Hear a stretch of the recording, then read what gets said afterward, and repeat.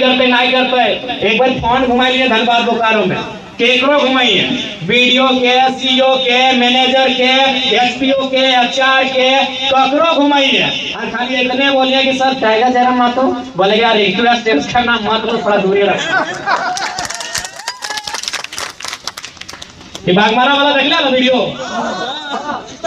पूरा देश में अगर तारीफ भलाई कि नहीं भाई लड़का कोई बोल रहे गलत भी कर रहा है, कोई बोल रहे सही भी कर रहा है, लेकिन सच्चाई की अगर जान भी ना तो बड़ा बुरा लगता। 133 जो वर्कर अगर हाजिरी बना है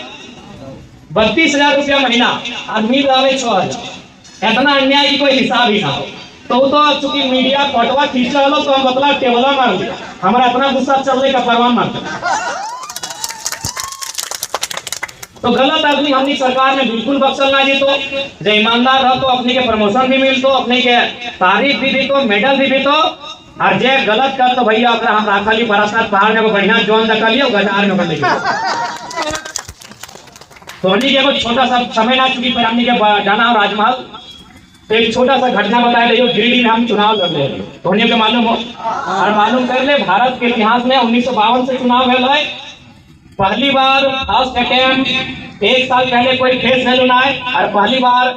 3.5 लाख वोट भारत के इतिहास में कोई लेके ना आए। इंडिया की बात करें,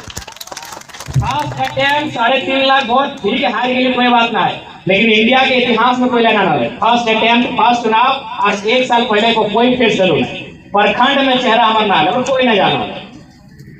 तो एक दिन गिरिडीह में इसने चर्चा व्यवहार, जैसे यहाँ प्रखंड हो तो बगल में जैसे चाय की दुकान है तो मार्केट हो, तो मार्केट में 2 ऑफिसर बैठ कर चर्चा कर रहा है कि सर जयराम महतो का बहुत हवा है, लग रहा है कि गिरिडीह लोकसभा से जयराम महतो चुनाव जीत सकते हैं। तो एक वो बोल रहे कि अगर जीत भी जाएंगे तो क्या उखाड़ लेंगे दिल्ली में, वो अकेला कुछ नहीं कर पाएंगे सर। तब दूसरा फिर बोले कि सर आप ठीक बोल रहे हैं, जयराम महतो अकेले दिल्ली में कुछ नहीं कर पाएगा, 543 को एमपी रहेगा, मोदी का टीम अलग है, राहुल गांधी का टीम अलग है, इनको क्या मौका मिलेगा वहां। तब दूसरा बोले सर ये बात तो सही है कि जयराम दिल्ली में कुछ नहीं करेगा, लेकिन मेरा दिल कहता है सर जहां से दामोदर नदी और बराकर नदी का सीमा बनता है उसके बीच में कोई गलत करेगा तो रोड में पटक देगा।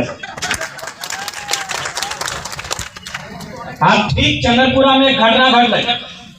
चंद्रपुरा यानी एकदम कोयला के खदान, चंद्रपुरा यानी बड़का power plant, CTPS thermal plant, वहां एक सोलर प्लांट लागे वाला है, रैयत वहां जमीन के बदले नौकरी मांग ले, हर जगह मांग रही कि जमीन ले, जमीन के बदले नौकरी ले, चंद्रपुरा में भी मांग ले। लेकिन जानबे कर रही कि ईस्ट इंडिया कंपनी की तरह कंपनी सब जुल्म कर है,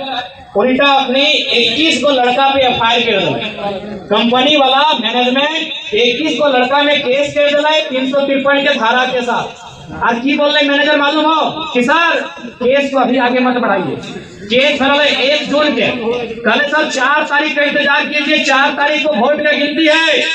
यदि जयराम महतो गिरिडीह के एमपी बन जाते हैं तो भूल से भी केस को आगे मत बढ़ाइएगा सर, मैं तो घर घुस के मारेगा।